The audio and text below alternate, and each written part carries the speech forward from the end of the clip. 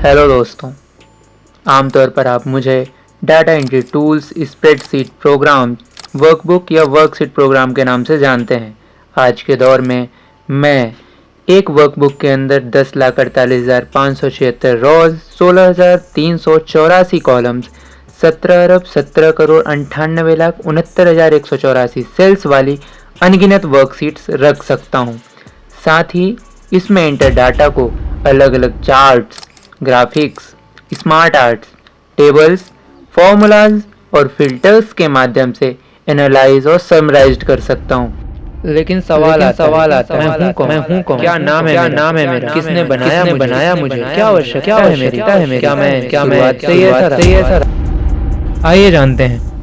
तो जय हिंद दोस्तों, मैं एक्सेल आपका अपनी ही बायोग्राफी में स्वागत करता हूँ।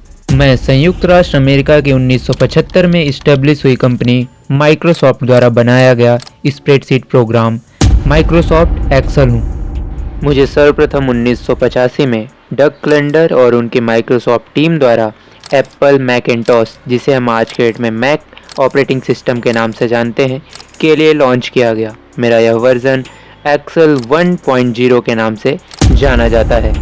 उस समय का मेरा यह वर्जन एक्सेल 1.0 केवल मैक पर ही कार्य करने में सक्षम था, लेकिन लोगों को एक ऐसे एक्सेल की आवश्यकता थी जो विंडोज़ पर भी चल सके, और इसे देखते हुए 1987 में मेरा दूसरा वर्जन एक्सेल 2.0 आता है।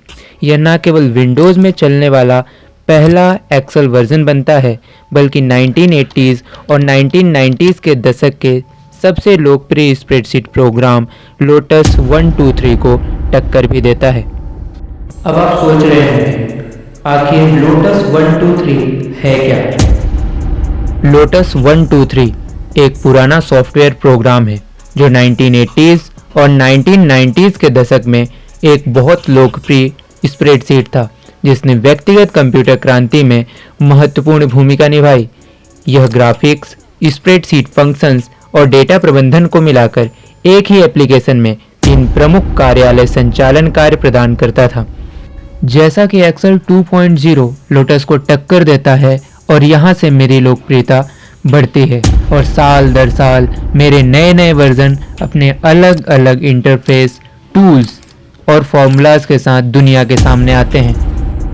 जैसे 1990 में आया एक्सेल 3.0, अपने टूल बार, ड्राइंग टूल और 3D आर्ट्स के लिए जाना जाता है। 1992 में आया एक्सेल 4.0, एडवांस फॉर्मूलाज और यूज़र फ्रेंडली इंटरफेस के लिए जाना जाता है। 1993 में आया Excel 5.0, VBA, Visual Basic for application के लिए जाना जाता है, और यहीं से शुरुआत होती है मैक्रोज की। अब सवाल आता है, मैक्रोज क्या है? तो एक्सेल में मैक्रो एक रिकॉर्ड किया गया कमांड या क्रियाओं का समूह होता है, जिसका उपयोग बार बार किए जाने वाले कार्यों को स्वचालित करने के लिए किया जाता है। यह VBA, Visual Basic for application programming भाषा में रिकॉर्ड किया जाता है, और इसे किसी एक शॉर्टकट की के माध्यम से चलाया जा सकता है।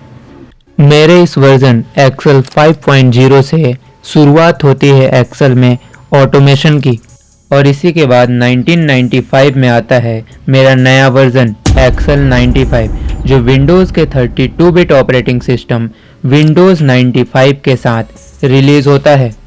फिर क्या, साल दर साल 1997 में आया एक्सेल 97 क्लिपी असिस्टेंट, और अपने चार्टिंग सिस्टम के साथ न्यू इंटरफेस के लिए जाना जाता है।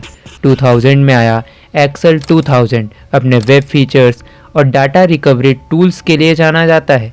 2002 में आया एक्सेल 2002, स्मार्ट टैग्स और स्पीच रिकॉग्निशन के लिए। 2003 में आया एक्सेल 2003, XML सपोर्ट और कोलैबोरेशन फीचर्स के लिए जाना जाता था। यहाँ मेरे इंटरफेस में ना तो रिबन था और ना ही शुरुआत में बताए गए रॉ कॉलम्स की संख्याएं। मैं अभी भी XLS फाइल फॉर्मेट वाला स्प्रेडशीट प्रोग्राम था। अब तक मेरी एक वर्कशीट 65,536 रॉ और 256 कॉलम तक ही सीमित थी। फिर आता है गेम चेंजर वर्जन एक्सेल 2007। यहाँ शुरू होती है डाटा की नई क्रांति। मेरे इंटरफेस में ऐड होता है रिबन, चेंज होता है फाइल फॉर्मेट और इसी के साथ जुड़ते हैं मिलियंस ऑफ रॉज। इसी के साथ आगे के वर्षों में और भी एडवांस फीचर्स जुड़ते हैं, जैसे एक्सेल 2010 में स्पार्क लाइन्स और स्लाइसर आते हैं। एक्सेल 2013 में पावर व्यू पावर पाइवट के साथ क्लाउड स्कैन जुड़ता है। तो एक्सेल 2016 में न्यू चार्ट टाइप्स और टीम वर्क फीचर्स ऐड होते हैं और साथ ही एक्सेल 2019 में जुड़ते हैं फिल्टर, सॉर्ट और यूनिक डायनेमिक एरेज। एक्सेल 365 के साथ जुड़ता है रियल टाइम कोलैबोरेशन और एआई कोपायलट का ऑनलाइन एडिशन। और अब बात आती है मॉडर्न एक्सेल की। इसके smart AI features, data automation और कोपायलट जैसे एआई के साथ मैं भी बन जाता हूँ इंटेलिजेंट। जय हिंद दोस्तों, मुझे विश्वास है कि आपको यह वीडियो अच्छा लगा होगा, तो वीडियो को लाइक करना ना भूलें।